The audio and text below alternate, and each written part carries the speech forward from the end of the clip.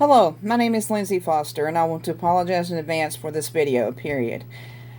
Although I am a teacher, I'm not super duper great with technology, and I am at my home at the current moment, and my classroom has the materials to make these better, but I am just going to show you what I'm going to be talking about today. So for our archaeological presentation 1, I want to talk about the work of vase. And as you can see here, it is very extravagant, and even though the picture cannot do it justice, it is very large and very heavy, as we will see. So a few introductory materials about this. The work of vase is a very important archaeological find. Why? It is believed to have been carved around 3000 BC.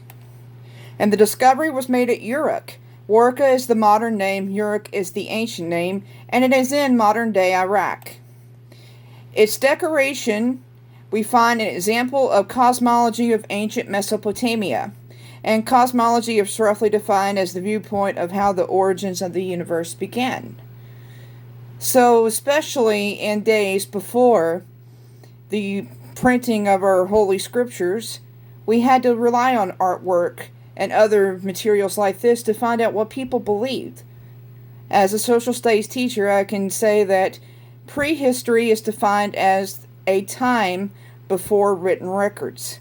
So it is artworks like these, and especially great artworks and archaeological finds such as the Warka vase, that gives us a little insight of how ancient peoples in the Near East were. So here you can see on a map, and I'll try to get my cursor there, that it is around Uruk, which was where this Warka vase was found. It's circled here. But as you can see, it's part of modern-day Iraq. So biblical integration. So this city of Uruk, or Warka, was first mentioned in the book of Genesis, Genesis 10:10, and it is known as Uruk in the Bible. The site was in a place called Shinar or Sumer, depending on what you would like to call it, and this was a very important part of the Mesopotamian culture. Sumerians were known for their worship of many false gods, and the work of vase pays homage to Sumerian gods and goddesses, especially one in particular, which we will talk about. So, the find of 1934. Imagine it is 1934, the Great Depression going on not only in America but in many parts of the globe. But there are still some wonderful things that could be happening and can be found. The vase itself is made of alabaster and stands over 3 feet high and weighs 600 pounds.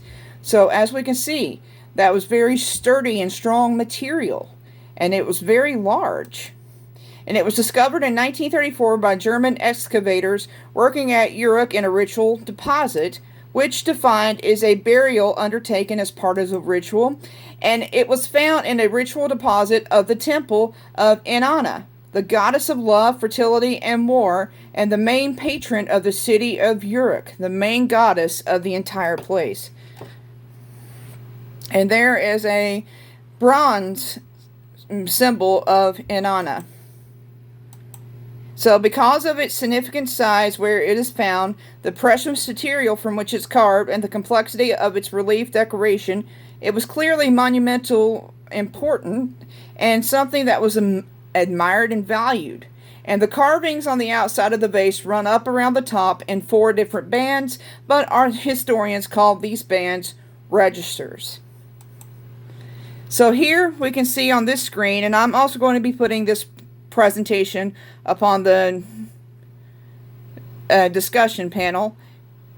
This is the bottom registers of the Warka vase. We can see that this looks very agricultural-like. Then we have animals, and then we have men carrying these pots. So what was significant about the culture that was told there?